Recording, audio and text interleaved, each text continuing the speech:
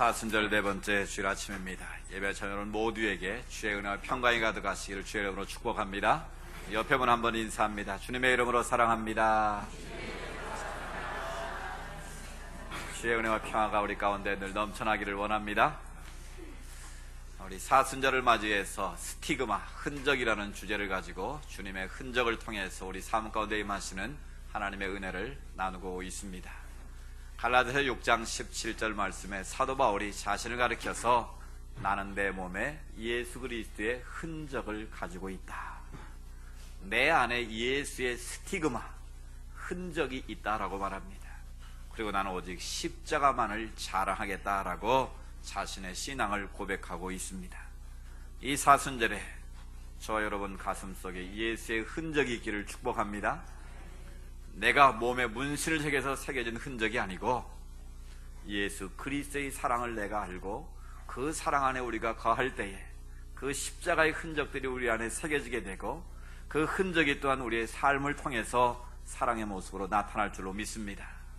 우리가 첫 번째는 세관에 있던 마태를 부르시는 사랑의 흔적을 살펴봤습니다. 그래서 가장 미천한 마태를 부르셔서 그의 제자로 삼으시고 복음서를 기록하게 하시고 하나님의 역사를 이루어가시는 놀라운 능력을 우리가 살펴봤습니다. 우리 지난 시간에는 우리 김선태 목사님 통해서 말씀을 들었기 때문에 이 말씀하시는 주님의 흔적에 대해서 듣지를 못했는데요, 그 말씀의 핵심은 바로 주님께서는 덤으로 주는 참새 한 마리도 잊지 아니하시고 기억하신다 말씀하셨습니다. 우리의 머리카락 하나까지도 다 세신다고 말씀하셨습니다. 그 말씀하시는 하나님은 그렇게 작고 미천한 것까지도 다 돌보시고 보호하신다라는 것이죠.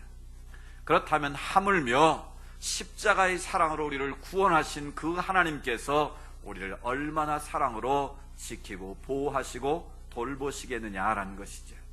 그래서 우리가 그 사랑에 반응하기 위해서는 예수 그리스도를 등에 지고 가는 사람, 바로 크리스토퍼.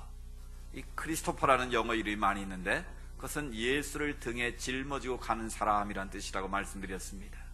그래서 우리가 예수님을 사랑하는 자라면 예수님을 멀리하는 자가 아니라 예수님을 내 등에 지고 주님과 함께 걸어가는 사람, 바로 그 사람이 예수님의 부르심에 응답하는 자요 말씀하심에 응답하는 자임을 우리가 살펴봤습니다.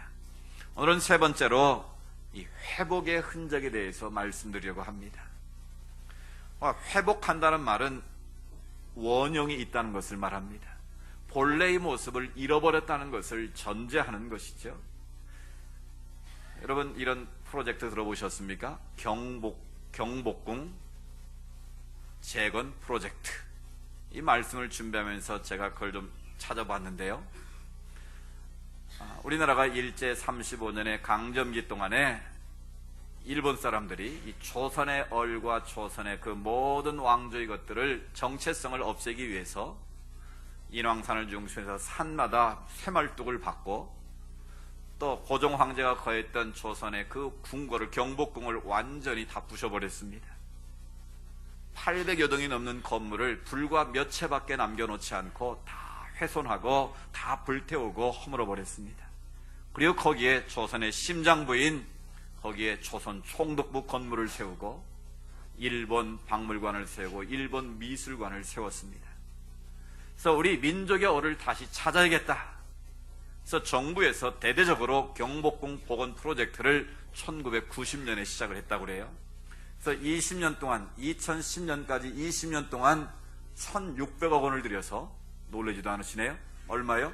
1,600억을 들여가지고 조선 일제의 잔재를 다 없애버렸습니다. 총독부 건물을 없애고 광화문 그 문도 다 철거하지 않았었습니까?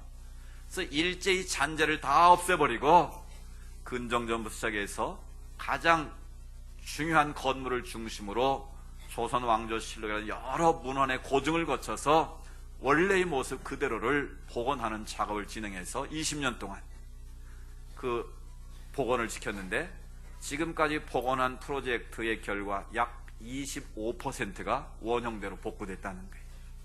여기에 그치지 않고 앞으로 20년 동안 2011년부터 2030년까지 또 수천억 원을 들여서 그 나머지 복원되지 못한 부분들을 복원을 하는데 20년의 시간을 투자해서 지금 복원이 진행되고 있습니다. 그래서 복원이 끝나면 100%는 안 되고 76% 정도로 원형을 찾을 수 있다고 합니다. 여러분, 우리나라 대한민국 수도 서울은 세계적으로 아름다운 도시인 거 아시죠? 전 세계를 제가 다 가보진 않았지만 큰 나라의 수도를 가보면 정말 대한민국 수도 서울이 멋지다라는 것을 금방 알 수 있습니다. 우리나라는 수도 서울 사면으로 산이 둘러싸여져 있습니다. 대부분의 도시들은 그냥 들판에 세워져 있는데 우리나라는 사면이 아름다운 산으로 둘러싸여져 있고요. 또 도시 중앙에 이렇게 큰 강이 흐르는 나라가 없습니다. 영국의 템즈나 프랑스의 세네나 독일의 라인, 미국의 이런 강들 보면 시원치 않습니다. 근데 이런 강이 도심 중앙에 관통하고 있다는 것도 참 축복이고요. 외국인들이 우리 서울에 오면 제일 감탄하는 게 뭔 줄 아십니까? 높은 빌딩 숲이 아닙니다. 남대문 시장이 아니에요. 동대문 의류센터가 아니고 백화점이 아니라고요. 우리나라 수도 서울에는 이 민족의 역사와 숨결이 새겨져 있는 고궁이 있다는 거예요. 도시 한복판에. 물론 다른 나라도 가면 도시 중앙에 센트럴 파크라는 게 다 있습니다. 그냥 그거는 현대인들이 만들어 놓은 하나의 공원에 불과한 거지만 이 서울에는요, 조선 수천 년의 우리 조상들의 얼과 역사가 담겨 있는 고궁이 있다는 거예요. 경복궁이 있고 비원이 있고 창경궁이 있고 많은 문들이 있다는 거예요. 그래서 제가 종종 외국인들이 오면 꼭 경복궁이라든지 비원 이런 데를 데리고 가서 설명을 해줍니다. 그러면요, 그 사람들이 이 민족의 지혜나 우리 선조들의 삶에 대해서 얼마나 감탄한지 몰라요. 그런 제가 전에 한번 미국에서 온 손님들 데리고 간 적이 있는데요. 뭐에 이분들이 놀란 줄 아세요? 이 왕들이 사는 그 경복궁 하면요, 온돌 시스템이 그 당시에 다 있었어요. 아시죠? 우리나라의 온돌 시스템이라는 게 세계적인 거 아시죠, 여러분들? 우리나라처럼 구들장을 깔고 불을 떼가지고 히팅하는 시스템이 없어요, 다른 나라에 가보면. 근데 우리는 벌써 수천 년부터 그런 온돌 시스템이 있었고요. 지금과 같은 에어컨 하지만 에어컨디셔닝 시스템이 다 있었다는 거예요. 그걸 설명하면요, 이 사람이 놀래고요. 더 놀라는 것은 우리나라의 선의 미학에 대해서 이 사람들이 감탄을 합니다. 그런 경복궁이나 고궁의 건물을 보면 추녀 끝이 어떻게 되어 있습니까? 서양 건물은 직각 아니면 반듯 첨탑 형태로 볼품이 없어요. 그죠? 근데 우리는 이 추녀 끝이 어떻게 되어 있습니까? 버섯 끝처럼 이렇게 살짝 올라갔잖아요. 어떻게 저런 작품이 나올 수 있느냐는 거예요. 여러분, 버섯의 모양이 그거 아닙니까? 그러니까 이 민족의 그런 미학에 대해서 외국인들이 감탄하는 거예요. 또 그 컬러풀한 그 단청의 색깔들 한번 보십시오. 비록 중국의 규모에 비하면 정말 작지만 그 작은 하나하나에 우리 선조들의 지혜와 기술이 새겨 있는 걸 보고 그 사람들이 감탄을 하는 거예요. 그런데 여러분, 제가 말씀드려야 하는 것은 이렇게 아름다운 수도 서울 한복판에 그런 이 민족의 얼이 담겨 있는 고궁들이 있다는 것인데요, 그 짧은 35년의 일본 강점기에 그 모든 것들이 회파된 결과 그것을 복원하는데 엄청난 시간이 들고 엄청난 재원이 투자가 된다라는 거예요. 그렇게 해도 100% 복원할 수 없는 것이 안타까운 현실이다라는 것이죠. 자, 그러면 하나님께서 창조하신 이 세상은 어떻습니까? 하나님께서 6일 동안 세상을 창조하고 마지막으로 하나님의 형상대로 인간을 지으셨습니다. 그리고 에덴 동산에 하나님과 함께 인간을 살도록 했습니다. 그 에덴은 바로 울타리가 쳐진 정원이다라는 의미를 가지고 있습니다. 그러니까 하나님이 보호 안에, 울타리 안에 있으면 말 그대로 그곳이 낙원이 되는 거예요. 에덴 동산에서 하나님과 함께 가장 행복한 삶을 살 수 있도록 인간을 그렇게 지으셨다라는 거예요. 그래서 세상을 지으시고 보시기에 좋았더라 말씀하셨고, 인간을 지으시고 나서는 보시기에 심히 좋았다. 그러니까 하나님이 지으신 모든 피조 세상은 아름다웠다는 거예요. 그 가운데 인간은 하나님의 형상으로 지음받은 인간은 더말 나위 없이 가장 아름답고 귀한 존재였다는 것이죠. 그런데 인간이 사단의 유혹 때문에, 사단의 시험에 걸려 넘어지는 바람에 그 하나님이 우리 계신 에덴의 삶을 상실하고 말았다라는 것이죠. 하나님께서 에덴 동산을 창조하시고 그 안에 아담과 하와를 두시고 살게 하시면서 동산 중앙에 있는 선악을 알게 하는 나무의 실과는 먹지 말라 명하십니다. 어떤 사람들은 그렇게 말하죠. 아니 그렇게 그거 먹으면 정령 죽으리라, 반드시 죽을 것이다 말씀하셨는데 그렇게 위험한 나무면 안 보이는데 숨겨 놓으셔야지 동산 중앙에 심어놓고 따먹도록 유혹한 거 아니냐, 미끼를 던진 거 아니냐, 그리고 하나님의 뜻이라고 말하는 거 아니냐, 이렇게 잘못 이해하는 분이 있는데 그렇지 않습니다. 왜 하나님이 그렇게 위험한 선악과를 동산 중앙에 두셨겠습니까? 그것은 아담과 하와가 동산 어느 곳에 있든지 간에 그 선악과를 보면서 무슨 생각하라고요? 저거 언제 따먹을까 그 생각하라고 세운 것이 아니고, 그 선악과를 볼 때마다 하나님은 우리의 창조주시고 우리는 그분의 피조물이다, 이 하나님의 질서를 인정하고 하나님과의 관계 속에 살 것을 보여주기 위해서 선악과를 동산 중앙에 심으셨다라는 거예요. 그래서 그 선악과를 볼 때마다 하나님을 생각하고 하나님의 피조물임을 자각하고 살 때 그 에덴은 평화의 동산이 되고 최고의 낙원이 될 수 있었다는 것입니다. 그런데 사단이 유혹을 합니다. 하나님이 정말 그거 따먹지 말라고 그랬냐? 그랬더니 사단이 계속 말씀과 유혹하니까 아담과 하와가 넘어가고 말았습니다. 그걸 먹으면 정령 죽일 것이다 말씀하셨는데 죽을까 하느라고 사단이 덫을 놓는 순간 그들이 넘어지고 말았습니다.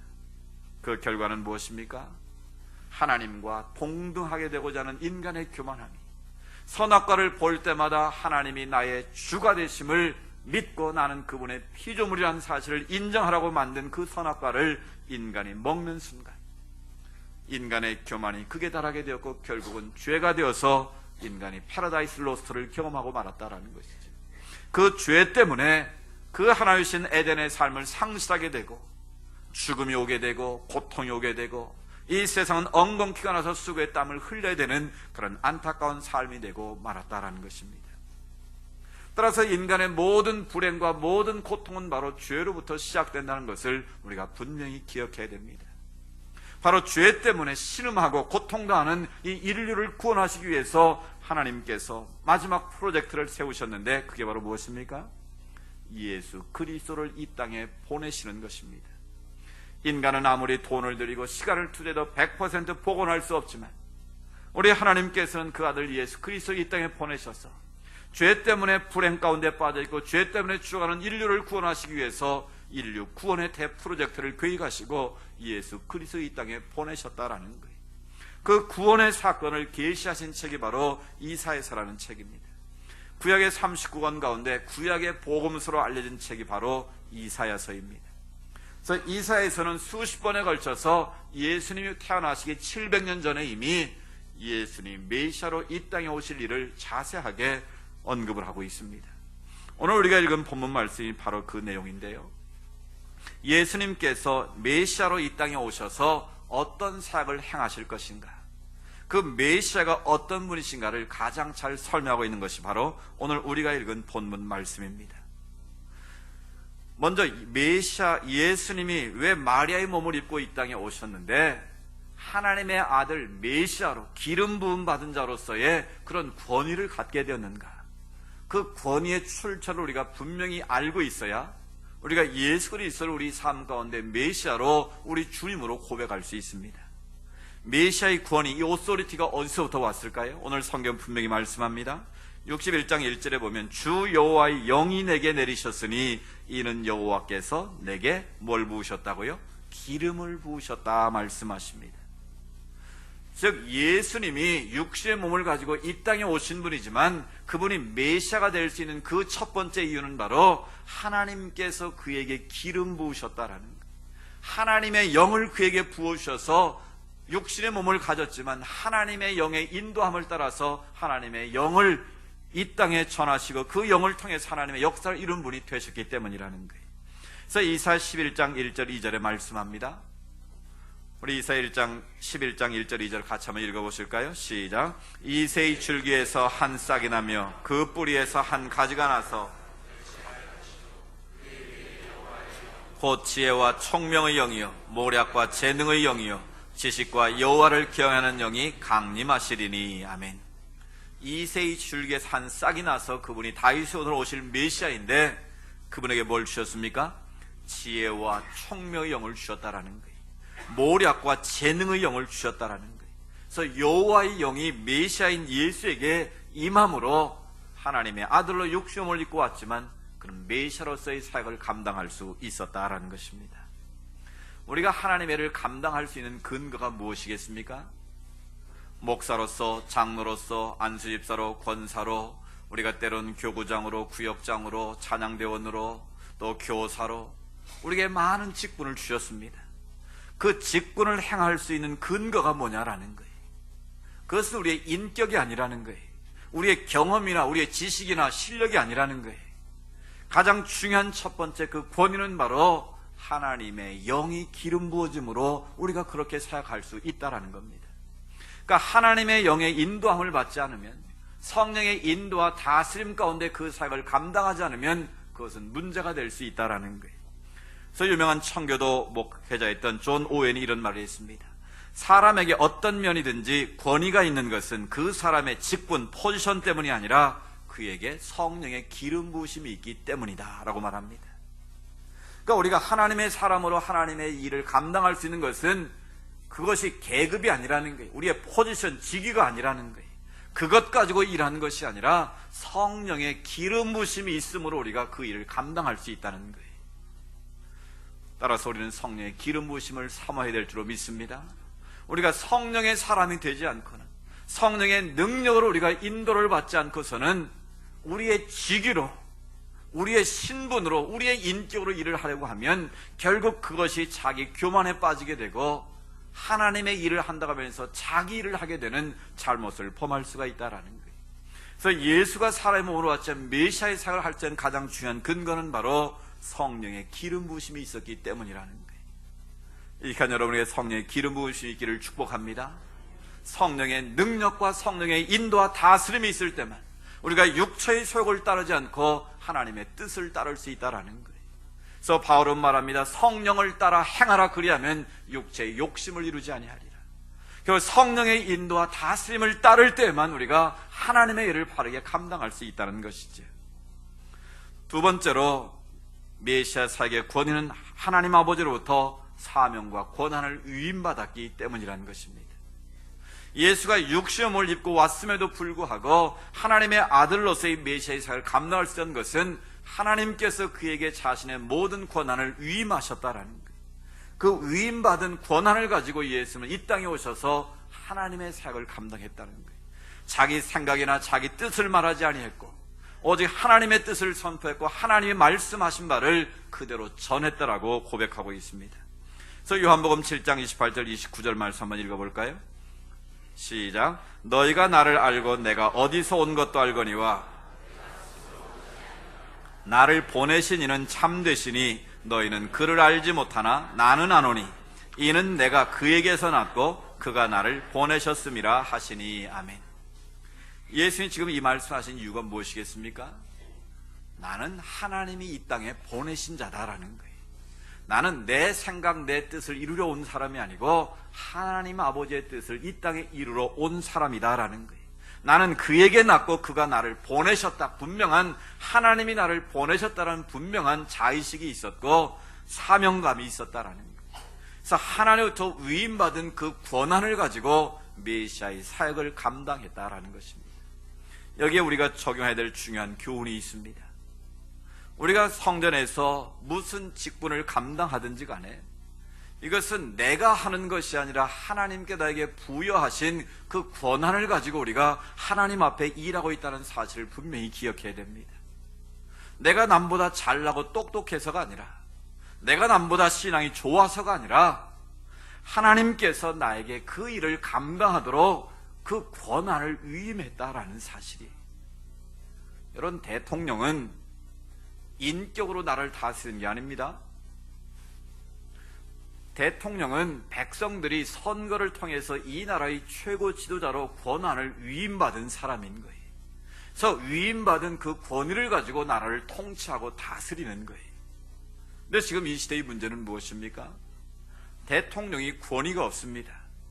대통령이 말 한마디 잘못하고 뭔가 실수하나 가면 벌떼같이 일어나서 무슨 대통령을 동네 강아지 취급도 안 하는 것이 시대의 모습 아닙니까? 여러분, 전에는 나라의 왕은 국부라고 표현했습니다. 그만큼 권위가 있었다라는 것이죠. 그런데 이 시대는 그런 지도자에 대한 권위가 없는 시대입니다. 왜 이런 일이 벌어졌을까요? 자기 손으로 뽑았으면서도 그 권한을 위임했다는 사실을 인식하지 못했기 때문이라는 거예요. 예수님은 하나님의 아들로서 그 권한을 위임받은 자로서의 자의식을 가지고 그렇게 당당하게 사역을 하셨다라는 거예요. 여러분도 마찬가지입니다. 내가 하는 이 모든 사역은 하나님께서 나에게 그 권한을 위임해 주셔서 그 권한을 가지고 우리가 일하는 거예요. 나이로 일하는 게 아니고요, 경력으로 일하는 거 아니고요, 연륜으로 일하는 게 아닙니다. 따라서 누가 말씀을 전해도 하나님의 말씀을 전하면 그 말씀의 권위에 순복하는 것 아니겠습니까? 여러분이 같은 직분을 가지고 있어 나이 가지고 따지는 것이 아니고 하나님께서 부여하신 그 권위 앞에 순복할 때 그 속에 질서가 이루어지고 하나님 나라가 이루어지는 것 아니겠습니까? 저게 뭐 나보다 어린 것이, 나보다 신앙의 연륜이 짧은데, 그렇게 생각하시면 안 된다라는 거예요. 주님께서 하나이신 권위를 부여받아서 일하셨던 것처럼 여러분도 그렇게 일하셔야 되고, 또 반대로 그 권위를 존중하고 인정할 때 하나님의 나라가 이루어진다는 거예요. 하나님의 뜻이 선포될 수 있다는 거예요. 내 생각과 맞지 않다고, 내 뜻과 다르다고 그걸 무시해버리거나 그것을 비난의 대상으로 삼는다면 그것은 하나님이 기뻐하지 않는다라는 거예요. 이사야 60장 12절에 주님이 분명히 말씀하십니다. 너를 섬기지 아니하는 백성과 나라는 파멸하리니 그 백성들은 반드시 진멸되리라. 메시아이신 예수를 너에게 보낼 터인데 너희가 그를 인정하지 않고 그를 존중하지 않고 그 권위 앞에 순복하지 않으면 그런 나라는 파멸을 당할 것이고 그렇지 못한 개인은 반드시 내가 진멸하겠다 말씀하시는 거예요. 왜 이런 엄청난 말씀을 하실까요? 그 권위는 개인으로부터 온 것이 아니고 그 사람의 인격이나 경륜으로 되어진 것이 아니고 하나님께서 기름 부으셔서 그를 세우셨고 또 하나님께서 그 권한을 위임해서 세우셨기에 우리 모두는 그 권위를 존중하고 인정할 때 그 속에서 하나님의 질서가 이루어지고 하나님의 뜻이 선포되고 이루어질 수 있다는 것입니다. 우리 성지 공동체는 바로 하나이신 권위에 순복하고 그 권위에 따를 수 있는 은혜가 있기를 축복합니다. 우리 성도와 성도가 아니라 서로의 권위를 존중하고 인정하고 따를 때에 그 속에서 하나님 우리를 높여주시고 그 속에서 우리에게 자유함을 허락할 줄로 믿습니다. 그럼 왜 하나님께서 메시아에게 이런 사역을 하게 하셨는가? 그 사역의 내용이 무엇인가? 세 가지를 말씀합니다. 첫 번째는 가난한 자에게 아름다운 소식을 전하려 하셨다 말씀하십니다. 이 아름다운 소식은 바로 굿뉴스를 말하는 것이죠. 이건 누구에게나 좋은 소식임을 말하는 거죠. 세상의 소식은 항상 상대적이에요. 좋은 소식이 있으면 반대 사람은 나쁜 소식일 수 있습니다. 그러나 예수 그리스도의 복음은 누구에게나 기쁜 소식입니다. 그래서 누구에게 아름다운 소식을 전하시는가? 가난한 자에게. 이것은 물리적으로 돈이 없는 사람을 말하는 게 아닙니다. 심령이 가난한 자를 말하는 것이죠. 하나님 앞에서 자신의 죄를 깨닫고 애통한 마음을 가지고 겸비하게 무릎 꿇는 자를 심령이 가난하다고 말하는 것입니다. 즉 자신의 죄성을 깨닫고 하나님 앞에 애통한 마음으로 겸손하게 무릎 꿇을 수 있는 사람, 바로 그런 자들에게 하나님의 아름다운 소식이 전파되고 하나님의 나라가 이루어지게 된다라는 것이죠. 바로 이 굿뉴스를 전하기 위해서 메시아가 이 땅에 오실 것을 말씀하시는 겁니다. 두 번째는 마음이 상한 자를 고치러 오신다고 말씀하십니다. 이 마음이 상했다라는 영어 표현에 보면 broken hearted라는 표현을 쓰고 있습니다. 이 히브리어로 샤바르라는 단어인데 이건 질그릇이 완전히 박살난 상태를 말하는 것입니다. 인간의 혀는 도저히 다시 복원할 수 없는 그런 상태를 사바르라고 말하는 거예요. 죄 때문에 하나님의 형상이 우리 안에서 완전히 깨지고 말았다라는 거예요. 질그릇같이 박살난 것이 우리 인간의 모습이라는 거예요. 그래서 그 파편으로 조각조각 난 그 조각을 붙잡고 몸부림치면서 고통 가운데 사는 것이 인간의 실존이다라는 거예요. 누구도 그것을 다시 맞출 수가 없는데 메시아이신 예수님이 다시 오셔서 우리의 깨어진 그런 모든 질그릇 같은 모습을 다시 어떻게 하신다고요? 바인드업 하신다라는 거예요. 그걸 다 조각난 것을 붙이셔서 하나님의 형상으로 리크리에이션, 재창조를 하신다라는 것입니다. 바로 예수님이 이 땅에 오심은 우리의 상한 마음을 치유하러 오셨다라는 거예요. 우리의 죄 때문에 하나님과의 관계가 단절되고 사람과 사람 사이의 관계가 단절된 이 시대 속에서 신음하는 우리를 치유하시고 회복시키러 오셨다라는 거예요. 우리의 힘으로는, 우리의 능력은 도저히 붙일 수 없는 그 조각들을 주님의 십자가의 사랑으로 우리를 다시 하나로 만드셔서 하나님의 형상을 회복시키려고 메시아가 오셨다라는 것입니다. 여러분 자신의 모습은 어떻습니까? 내 인생이 정말 파편 조각처럼 그렇게 흩어져 있지는 않습니까? 그 한 조각 한 조각으로 서로를 찌르면서 고통스러워하고 있지는 않습니까? 상담학에서 하는 유명한 말이 있습니다. 드러내지 않는 상처는 결코 치유되지 않는다. 같이 해볼까요? 드러내지 않는 상처는 치유되지 않는다. 여러분 누구에게 드러내야 될까요? 사람에게 자칫 잘못 드러내면 오히려 더 큰 상처를 입기가 쉽습니다. 먼저 하나님께 여러분의 모든 아픔들을 드러내시기 바랍니다. 하나님, 내 안에 이런 아픔이 있습니다. 내 안에 이런 상처가 있습니다. 고통이 있습니다. 눈물이 있습니다. 하나님, 내가 주님의 형상으로 다시 회복되기를 원합니다. 우리 주님은 상처 입은 치유자로 이 땅에 오셔서 그 십자가에서 우리의 상처나고 우리의 깨어진 모습들을 다시 회복하기를 원하신다라는 거예요. 바로 그 사명을 감당하려고 메시아이신 예수님이 이 땅에 오셨다는 것입니다. 그래서 예수님은 이사야 선지자를 말씀하신 우리의 모든 질고를 다 담당하셨다고 말합니다.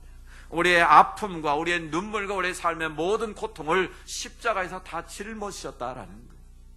따라서 우리가 그 주님의 십자가를 붙들게 될 때 우리가 상처 입은 치유자로서 우리 자신의 상처를 깨닫게 되고 그 상처를 치유할 수 있는 길이 열려지게 된다라는 거예요. 여러분의 상처가 무엇인가를 바르게 알기를 원합니다. 여러분, 우리가 상처를 치유받으려면 어디가 아픈가를 분명하게 내가 알아야 됩니다. 내가 지금 어디가 병들었는가를 알아야 돼. 영적으로 어디에 병들었고, 내가 정신적으로 무엇이 병들었고, 육신적으로 어디에 문제가 있는가를 여러분 아셔야 된다라는 거예요. 시어머니께는 재미있는 얘기가 있었습니다. 한 사람의 의사를 찾아가서 진단을 하는데요, 자기 손으로 누르면서 계속 아프다고 그러는 거예요. 여기 머리도 아프고요, 여기 가슴도 아프고요, 여기 허리도 아프고요, 여기 다리도 아프고요, 만지는 데마다 다 아프다는 거예요. 의사가 도저히 감을 못 잡겠는 거예요. 가만히 보니까 이제 알겠습니다. 정답을 알려줬는데 당신의 손이 삐었군요 그러더라는 거예요. 머리가 아픈 게 아니고 가슴이 아픈 게 아니고 손이 삐었는데 그 손으로 누른 데마다 아프지 않겠습니까? 마찬가지로 내가 지금 어디가 병들었는지를 우리가 바르게 진단을 할 수 있어야 돼요. 영적으로 무슨 문제가 내 안에 있는지, 육신적으로 어떤 문제가 있는지, 내 관계 속에는 어떤 문제인지 정확하게 진단을 하고 그 내 마음의 쓴 뿌리를 주님 앞에 드러내놓고 성령의 치유하심이 있을 때 우리가 회복될 줄로 믿습니다. 바로 주님은 그 일을 위해서 이 땅에 오셨기 때문에 그렇습니다. 이것은 물리적인 의사가 고칠 수 있는 것이 아닙니다. 이건 상담이나 무슨 세상의 심리 요법으로 되는 게 아니에요.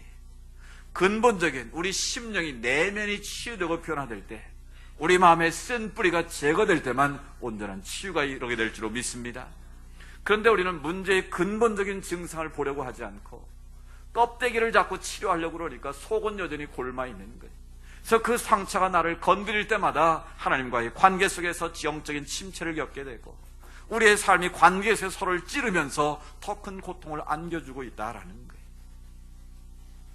제가 극동방송에서 그 방송을 하는데 그 아버지 학교를 하는 그 장로님이 이제 대담으로 매주 하시는데 고슴도치 부부의 사랑이란 책을 쓰셔가지고 그 책 내용을 가지고 서로 이제 행복한 가정 만들기 그 대담을 하는데요. 그런 얘기를 하시더라고요.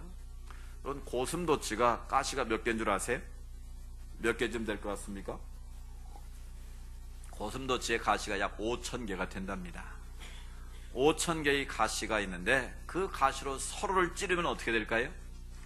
다 죽는 거죠. 피쳐야 죽는데, 신기한 것은 고슴도치를 연구한 결과 고슴도치가 서로 사랑할 때는 그 가시가 전혀 찔리지를 않더라는 거예요. 5,000개, 5,000개, 10,000개의 가시가 서로 대립을 하는데도 전혀 피가 안 나고 상처를 입지 않더라는 거예요. 그게 바로 사랑의 힘이라는 거예요. 아무리 많은 가시가 있어도 사랑은 그것을 뛰어넘을 수 있다는 것이죠. 여러분, 그리스도의 십자가의 사랑만이 우리의 모든 병을 고칠 수 있는 줄로 믿습니다. 우리의 관계의 상처, 우리의 마음의 상처, 우리의 모든 쓴뿌리까지도 온전하게 치유할 수 있는 분은 바로 예수 그리스도, 그분의 십자가인 줄로 믿습니다. 그 십자가 앞에 우리의 모든 것을 내려놓고 주님께서 그것을 만져주실 때에, 그 십자가의 보혈의 능력으로 우리를 덮어주실 때에 우리의 상처가 치유될 줄로 믿습니다. 우리의 관계가 회복될 줄로 믿습니다. 바로 주님은 그것을 위해서 이 땅에 오셨다라는 거예요. 그래서 이 사순절에 우리의 상한 마음들이 회복되는 은혜가 있기를 축복합니다. 마지막으로 예수님이 메시아의 사역의 목적은 포로되고 갇힌 자에게 자유를 주러 오셨다 말씀하십니다. 결국 죄에 눌려있는 백성들을 자유케 하려고 해방시키러 오셨다라는 거예요. 그래서 로마서 8장 말씀처럼 그리스도 예수라는 자에게 뭐가 없다고 해요? 정죄가 없다는 거예요. 더 이상 죄를 더할 수 없다라는 거예요. 그리스도 예수 안에 있는 생명의 성례법을 통해서 내가 너희를 이미 해방시켰다라는 것입니다. 여러분, 더 이상 과거의 죄책감, 과거의 죄 때문에 눌려서 그 죄짐에 넘어지지 않기를 원합니다. 우리 주님께서 십자가를 통해 여러분의 모든 죄 보따리를 이미 강물에 던져놓으시고 낚시금지라고 써놓으신 줄로 믿습니다. 그런데 우리는 어떻게 합니까? 예수를 믿는다고 하면 주님이 십자가에서 다 이루었다 선언하셨는데도 여전히 죄 보따리를 내가 주님 앞에 와서 고백하고 나면 또 여러분 집에 돌아갈 때, 축도 받고 돌아갈 때 어떻게 합니까? 죄 보따리 펴놓고 다시 다 싸질머지고 짊어지고 다시 나가지 않습니까? 그것은 바로 주님의 십자가의 죽으심을 헛되게 하는 결과라는 거예요. 그것은 정말 십자가의 능력을 믿지 않는 결과다라는 거예요.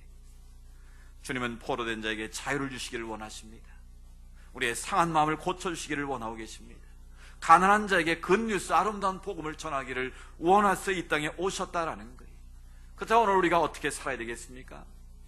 주님께서 바로 그 일을 위해서 메시아로 이 땅에 오셨는데 그 하나님의 자녀의 권세를 가지고 살고 있는 우리들이 어떻게 살아야 되겠느냐라는 거예요. 왜 하나님께서 그런 권세를 우리에게 주셨는가? 그 이유를 3절에 말씀하고 있습니다. 우리 3절 말씀 다시 읽어보겠습니다. 시작. 무릇 시온에서 슬퍼하는 자에게 화관을 주어 그 죄를 대신하며 그 슬픔을 대신하며 찬송의 옷으로 그 근심을 대신하시고 여호와께서 심으신 그 영광을 나타낼 자라 일컬음을 받게 하려 하심이라. 아멘. 궁극적으로 메시아가 이 땅에 오셔서 우리에게 주시는 그 열매가 무엇입니까? 죄 대신 뭘 주신다고요? 우리에게 화관을 주신다는 거예요. 아름다운 면류관을 주신다라는 거예요. 또 슬픔을 대신해서 찬송의 옷으로 근심을 대신하게 하신다는 거예요. 그리고 우리를 의의 나무, 여호와께서 심으신 그 영광을 나타낼 자로 우리를 부르기를 원하신다라는 거예요. 여러분, 정말 예수 그리스도의 십자가를 붙잡게 되면 우리의 슬픔이 변화 기쁨이 될 줄로 믿습니다. 우리의 탄식이 변화 새노래가 될 줄로 믿습니다. 우리의 질병을 치유하시는 역사가 임할 줄로 믿습니다. 우리의 쓴 뿌리가 제거되고 우리 안에 하나님의 자유와 기쁨이 임하게 될 줄로 믿습니다. 그 이유는 무엇이겠습니까? 우리를 의의 나무로 삼으시기를 원하신다는 거예요. 에덴 동산에 선악과를 심으셔서 그걸 볼 때마다 하나님이 나의 창조주심을 기억하고 하나님만을 높이며 살기를 원하셨던 것처럼 오늘 우리의 삶 가운데 의의 나무이신 예수 그리스도를 우리 삶 중심에 심게 하셔서 그 예수님을 볼 때마다 하나님의 영광을 선포할 자로 일컬을 받는 삶을 살기를 원하신다라는 거예요. 여러분이 바로 하나님이 기뻐하시는 의의 나무가 되기를 축복합니다. 동산 주황에 심겨진 선악과처럼 여러분 가정의 의의 나무로 세워지고 여러분 직장의 사업장의 의의 나무로 심겨져서 여러분을 볼 때마다 하나님의 영광을 드러내는 자로 사람들이 인정할 수 있기를 원합니다. 그래서 마태는 말합니다. 너희가 착한 행실을 해서 세상 사람들이 그 빛을 보고 하나님께 나와 영광 돌리게 하라 말씀하고 있습니다. 우리가 이 죄 많은 이 세상 가운데 살지만 하나님께서 심으신 의의 나무가 되어서 하나님의 영광을 선포할 때 세상 사람들이 여러분을 보고 하나님께 돌아와서 다시 하나님께 영광 돌리는 역사가 임할 줄로 믿습니다. 하나님은 죄 많은 인생 가운데 메시아로 이 땅에 오셨습니다. 그래서 가난한 자에게 아름다운 소식을 전하게 하셨고 우리의 상한 마음을 치유해 주셨습니다. 그리고 죄의 포로됐던 우리를 해방시켜 주셨습니다. 이 사실을 믿는다면 우리가 더 이상 죄 가운데 신음하는 인생이 아니라 의의 나무가 되어서 하나님의 영광을 선포하는 자로 살아야 되지 않겠습니까? 그것이 바로 예수의 흔적을 가지고 살아가는 그리스도인의 모습이 아니겠습니까? 우리가 100% 그렇게 살지는 못해도 하나님 앞에서 하나님의 영광을 나타낼 의의 나무로 내가 살아가게 될 때에 슬픔이 변화의 기쁨이 되고 우리의 탄식이 변화의 새노래가 되고 우리의 모든 염려 근심이 떠나서 하나님의 기쁨이 되는 역사가 임할 줄로 믿습니다. 이 사순절 네 번째 주간 우리가 다시 한번 하나님의 의의 나무로 심겨져서 하나님의 영광을 선포하는 그런 축복의 통로가 되기를 원합니다. 먼저 우리 자신이 치유받고 회복되어져서 또 다른 아픔과 눈물을 흘린 자들에게 그 눈물을 닦아주고 그들을 예수의 생명의 강가로 인도하는 우리 모두가 될 수 있기를 주의 이름으로 축복합니다. 우리 같이 한번 기도드리기를 원합니다. 주님, 내가 무엇이간데 이토록 사랑하셔 나를 하나님의 자녀로 삼아주셨는지, 하나님께서 예수님께 성령의 기름을 부어주시고 또 하나님의 모든 권한을 위임하심으로 그에게 순복하는 자에게 하나님의 나라를 주시고 하나님 놀라운 복을 주셨던 것처럼 우리가 주님 앞에 그렇게 살아가기를 원합니다. 우리가 하나님의 의의 나무가 되기를 원합니다. 하나님의 영광을 선포하는 자가 되기를 원합니다. 우리 자신이 치유받고 세상을 치유하는 상시 입은 치유자로서의 삶을 살아갈 수 있도록 우리를 회복시켜 주시옵소서. 우리가 한번 기도하기를 원합니다. 자비로우신 아버지 하나님 감사합니다.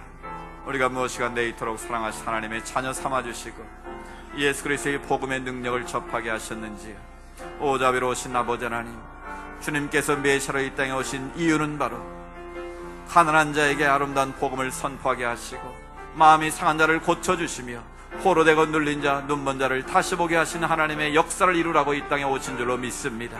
우리가 그 예수 그리스도를 주로 고백함으로 하나님의 차이나는 권세를 주신 것 감사합니다. 우리에게 날마다 성령의 능력으로 기름 부어주시고 성령 충만하게 하셔서 날마다 우리 이 땅 가운데 심겨진 의의 나무가 되어서 하나님의 영광을 선포하는 하나님의 사람들이 되게 하여 주시옵소서. 하나님의 뜻을 이루는 사람들이 되게 하여 주시옵소서. 우리가 먹든지 마시든 무엇을 하든지 하나님의 영광을 선포하는 삶이 되게 하셔서 하나님의 선한 역사를 이루는 하나님의 사람들 되게 하여 주옵소서. 우리의 삶이 먼저 회복되게 하시고 그 회복의 흔적을 가지고 살게 하셔서 하나님의 영광을 선포하는 아름답고 복된 삶이 되게 하옵소서. 그렇게 역사하실 주님을 기대합니다. 하나님이여 도와 주시옵소서. 예수님이 탄생하기 700년 전에 이사야 선자를 통해서 장차오실 메시아의 본질과 사역에 대해서 말씀해 주시니 감사합니다. 성령의 기름 부으심을 통하여 하나님의 능력과 권한을 위임받으셔서 십자가를 지시고 우리를 죄로부터 구원하신 주님을 다시 한번 바라봅니다. 그 십자가 포열에 능력이 있고 세상을 치유하고 우리를 변화시키는 놀라운 능력과 권세가 있음을 믿습니다. 먼저 우리의 상한 마음을 치유하시기를 기뻐하시는 아버지 하나님, 우리의 모든 아픔과 고통을 주님의 십자가 앞에 내려놓을 때에 우리의 모든 아픔과 고통을 치유하시는 성령님의 역사가 임하게 하여 주시옵소서. 우리가 상처 입은 치유자로서 또 다른 상처 입은 자를 치유하며 그들을 위로하며 주님의 십자가의 사랑으로 그들을 변화시키고 회복시키는 하나님의 사람들이 되게 하여 주옵소서. 이 불의가 만연한 이 세대 가운데 우리가 하나님의 영광을 나타낼 만한 의의 나무가 되기를 원합니다. 선악과를 바라볼 때마다 하나님의 하나님 되심을 고백했던 것처럼 우리의 삶 가운데 의의 나무가 심겨져서 하나님의 하나님 되심을 선포하며 하나님의 영광을 드러내며 하나님의 뜻에 순복할 수 있는 거룩한 주의 백성들 되게 하여 주시옵소서. 그러나 오늘 또 우리의 상한 마음을 치유받고 새로운 마음과 각오를 가지고 이 세상 속에서 하나님의 영광을 드러내는 삶을 살아가게 하옵소서. 거룩하신 예수님의 이름으로 기도드리옵나이다. 아멘. 오늘 신 말씀 생각하면서 우리 찬양드리기를 원합니다. 마음이 상한 자를 고치시는 주님, 하늘의 아버지 날 주관하소서. 주의 길로 인도하사 날 자유케 하옵소서. 우리 찬양드리기를 원합니다.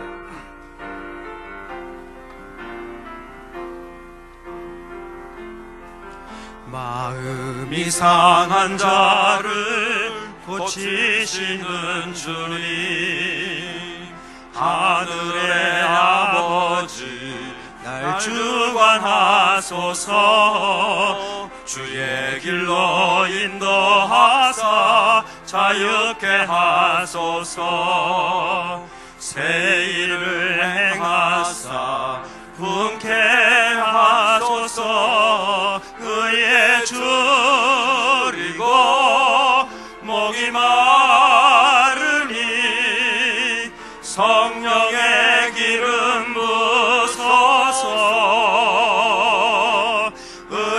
줄이고 목이 마르니 내 잔을 채워주소서. 성령으로 채우사 주 보게 하소서. 성령으로 채우사 주 보게 하소서.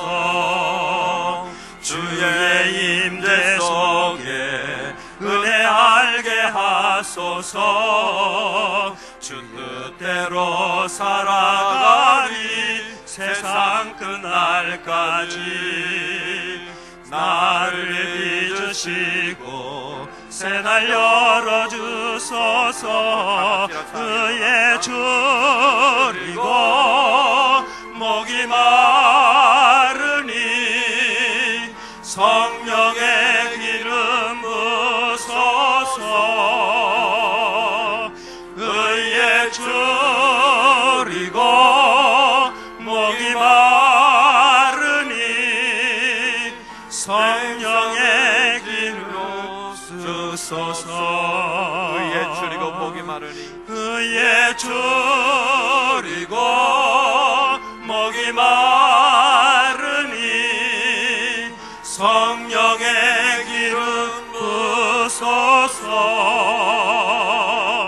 의에 줄이고 목이 마르니 내 잔을 채워주소서.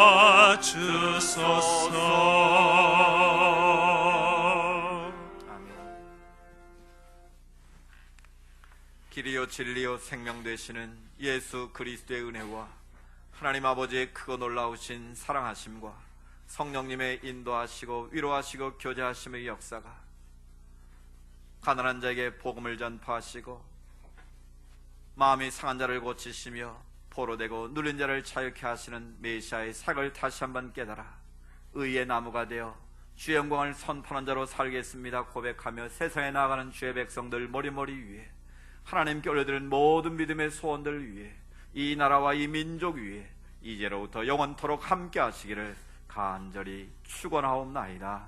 아멘.